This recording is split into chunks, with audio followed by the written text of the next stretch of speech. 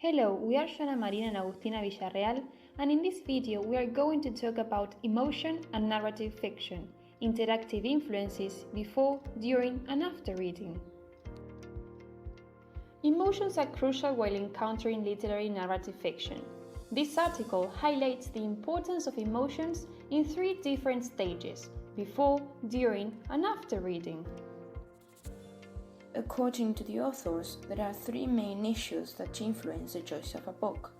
They are current emotional state or mood, appreciation of the emotions that will be evoked, and personal goals with respect to the felt emotion. Reading literary texts is a complex process because a variety of cognitive abilities are required for their understanding. Pieces of narrative fiction are made up of words that provide minimal information about the situation and the participants depicted in the story. And therefore, it is the reader's responsibility to give meaning to these words and recreate in their minds the characters and the events of the story. Another important issue is that in literature, happenings are presented symbolically rather than representationally. That is to say, they are depicted through language instead of images and sounds, allowing readers to have more control of the representation of the book's content. In addition to that, another relevant aspect that permits readers to be in control of the reading process is the possibility of regulating the pace of literary narratives. For instance, readers are able to reread part of the text, make pauses, and take a break whenever they want so as to achieve a deep comprehension of events and experiences. Finally, as reading takes place over a long temporal span, it has great emotional consequences that last for a long time once the book is finished. In the same way that emotions may influence us while choosing a literary text, they also play a crucial role during the act of reading. The authors of this article claim that when readers encounter a work of art from the outside, aesthetic emotions such as admiration and appreciation may emerge. However, when they enter the narrative world of the story, they may experience narrative emotions. Examples of these kinds of emotions are sympathy, identification, empathy, relieved, and remembered emotions. As regards sympathy, it can be described as a feeling of pity or sorrow for someone else's misfortune. For example, if a person witnesses a car accident, he or she immediately feels sympathetic for the people inside the car. In other words, he or she feels sorry for the other's situation. In literature, sympathy is evoked when readers feel compassion for a character who goes through a very hard situation. On the contrary, when readers experience emotions of identification, they feel identified with a character, imagining themselves to be in his or her position. For instance, readers might take the protagonist's problems and difficulties as their own, and therefore they may undergo the same emotions as the characters. Closely related to feelings of identification and sympathy is the feeling of empathy. It refers to the ability to truly understand and share another person's feelings. In literature, readers tend to incorporate the characters' goals, plans, and actions into their mental processor. That is to say, they can interpret these intentions in the light of their own mental models. So, in order to summarize the main differences between these three emotions, it is possible to say that in sympathy, readers feel bad for a character whose goals are not met. However, it is not necessary to model these goals on their planning processor in order to do so. On the contrary, in identification, readers consider these goals and plans as their own and see themselves in the character's place. Finally, in empathy, readers understand a character's goal through their model of his or her mind and feel something similar to what the character feels. However, they neither see themselves as the character nor identify these emotions as their own.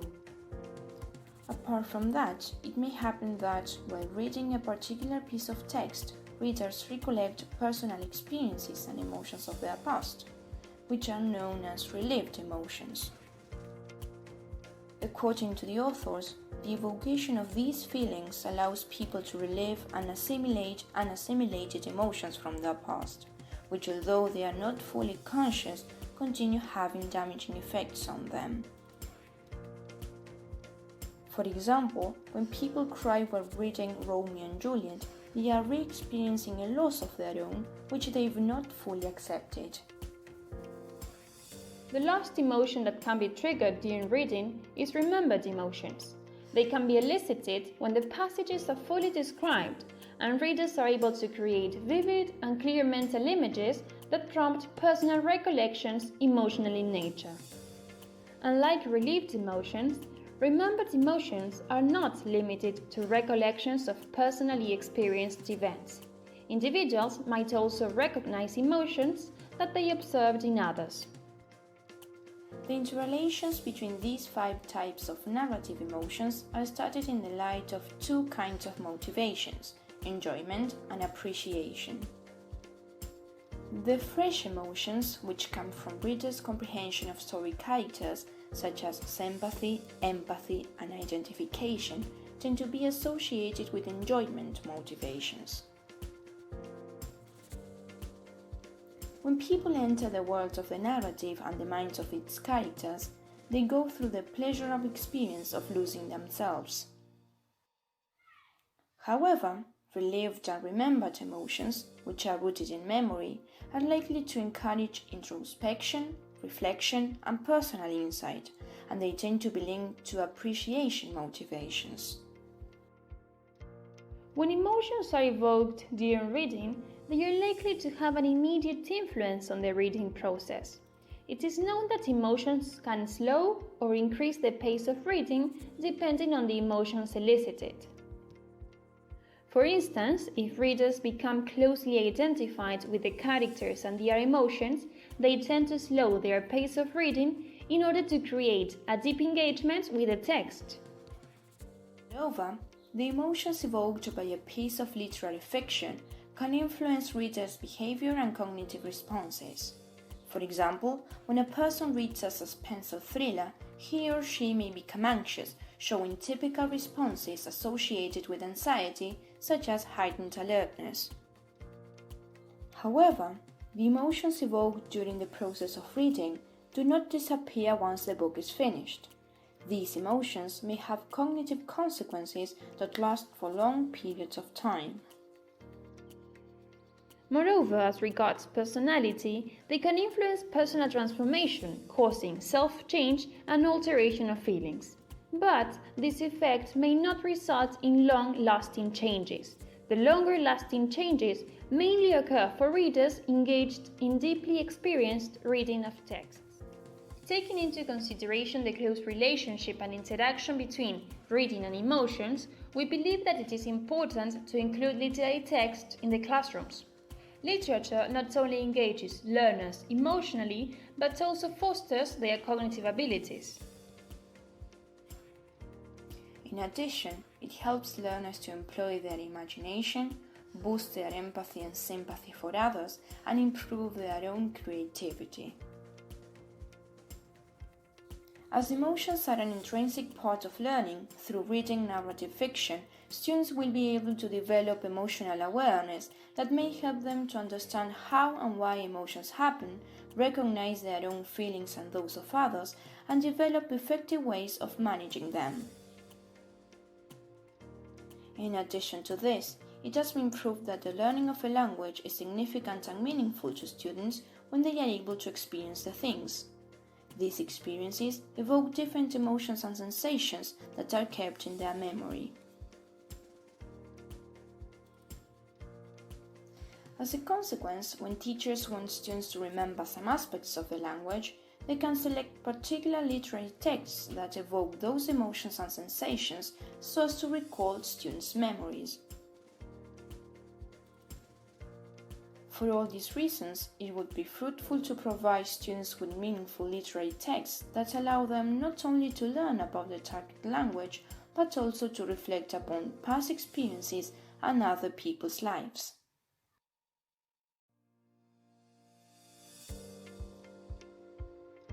So, to conclude, we can say that emotions play a crucial role not only during the process of reading, but also before and after reading. Literary texts affect readers in a number of ways, including the evocation of feelings and personal memories, which influence their engagement with the text. Moreover, as regards education, it will be beneficial that teachers realize the advantages brought by the incorporation of literature in the classrooms, since it has been proved that it has a positive impact on the learner's intellectual and emotional growth.